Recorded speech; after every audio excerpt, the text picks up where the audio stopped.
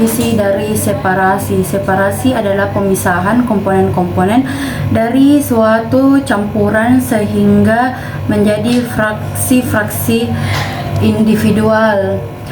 Prinsip pada proses separasi ini adalah berdasarkan perbedaan densitas ataupun adanya gaya gravitasi.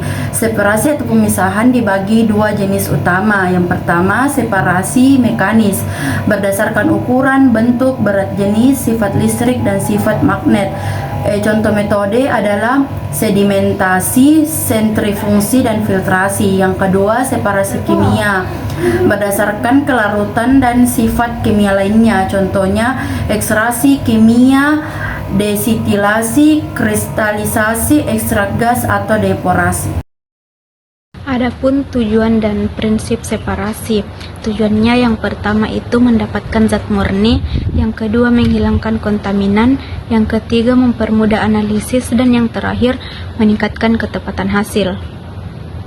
Prinsipnya yaitu prinsip separasi merupakan dasar ilmiah yang digunakan untuk memisahkan komponen dalam campuran. Pemisahan terjadi karena adanya perbedaan sifat fisika dan kimia antar komponen, seperti kelarutan, ukuran partikel, titik didih, densitas, polaritas, afinitas terhadap fase tertentu, dan muatan listrik. Misalnya pada destilasi digunakan perbedaan titik didih untuk memisahkan cairan, sedangkan pada filtrasi digunakan perbedaan ukuran partikel. Dengan memahami prinsip-prinsip ini, metode yang tepat dapat dipilih untuk menghasilkan pemisahan yang efektif. Bahan yang cocok untuk separasi itu tergantung pada jenis metode separasi yang digunakan. Untuk separasi mekanis itu cocok untuk campuran heterogen atau zat tidak larut satu sama lain, contohnya campuran pasir dan air. Cocok untuk filtrasi atau sedimentasi. Nah, untuk separasi kimia itu cocok untuk campuran homogen atau zat terlarut sempurna, contohnya larutan garam dan air. Cocok untuk kristalisasi atau destilasi. Nah, yang kedua itu untuk campuran minyak dan air, cocok untuk ekstraksi pelarut karena beda kelarutan. Nah, mengapa sih separasi membutuhkan waktu lebih lama saat pemanasan? Adapun alasannya, yang pertama yaitu proses pemanasan bertahap agar zat terpisah sempurna tanpa mengalami degradasi atau kerusakan. Makanya dilakukan pemanasan secara perlahan. Yang kedua yaitu perbedaan titik didih kecil. Jika dua zat memiliki titik didih yang hampir sama, dibutuhkan waktu lebih lama untuk benar-benar memisahkan komponennya.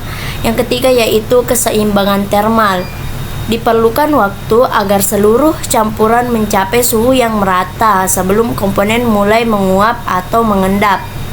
Yang keempat yaitu untuk menghindari kehilangan zat atau reaksi tak diinginkan.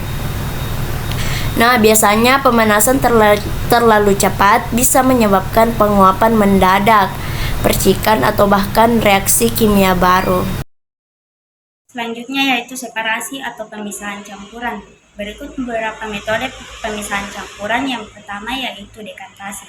Dekantasi merupakan pemisahan zat cair atau supernatan dari zat padat atau endapan yang paling sederhana, dengan hanya menuangkan zat cair ke wadah lain secara perlahan-lahan hingga menyisakan endapan saja. Yang kedua yaitu filtrasi. Filtrasi atau penyaringan merupakan pemisahan zat padat dari zat cair dalam suspensi dengan menggunakan suatu medium yang memungkinkan hanya dapat dilewati zat cair sedangkan zat padat akan tertahan.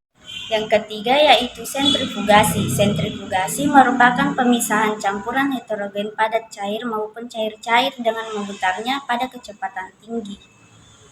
Yang keempat yaitu evaporasi. Evaporasi atau penguapan merupakan pemisahan zat padat atau zat terlarut dari zat cair atau pelarut dalam larutan dengan memanaskan pelarut hingga habis menguap dan menyisakan zat padat terlarut. Yang kelima yaitu kristalisasi. Kristalisasi merupakan pemisahan zat padat atau zat terlarut dari larutan melalui proses pembentukan kristal zat terlarut dari larutan jenuh. Yang keenam yaitu distilasi atau penyulingan. Distilasi atau penyulingan merupakan pemisahan zat cair atau pelarut dari zat padat atau zat terlarut dalam larutan, misalnya air dari larutan garam atau dari zat cair lain dengan titik didih berbeda jauh, misalnya air dari aseton melalui penguapan dan kondensasi. Yang ketujuh yaitu pengayakan. Pengayakan merupakan pemisahan zat-zat padat berdasarkan perbedaan ukuran partikel zat, di mana zat partikel-partikel yang berukuran lebih kecil dapat lolos melewati lubang ayakan, sedangkan partikel-partikel yang lebih besar akan tertahan pada ayakan. Yang kedelapan yaitu sublimasi. Sublimasi merupakan pemisahan zat padat yang mudah menyublim dari zat padat, sukar menyublim dengan memanaskan campuran. Yang kesembilan yaitu ekstraksi. Ekstraksi merupakan pemisahan zat dari campurannya melalui transfer zat tersebut dari satu fasa, yaitu padatan atau pencairan, ke dalam pelarut atau fasa lainnya. Yang terakhir yaitu kromatografi. Kromatografi merupakan pemisahan campuran berdasarkan kuat interaksi masing-masing komponen dengan fasa gerak dan fasa diam. Proses separasi memiliki beberapa keuntungan, yaitu dapat memperoleh zat murni dari campuran, sehingga sangat penting dalam bidang farmasi dan fitokimia.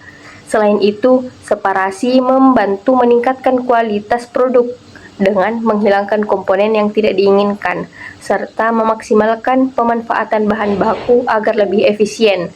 Proses ini juga mendukung analisis dan identifikasi senyawa aktif yang terdapat dalam bahan alam, sehingga berperan penting dalam penelitian dan pengembangan produk obat atau kosmetik.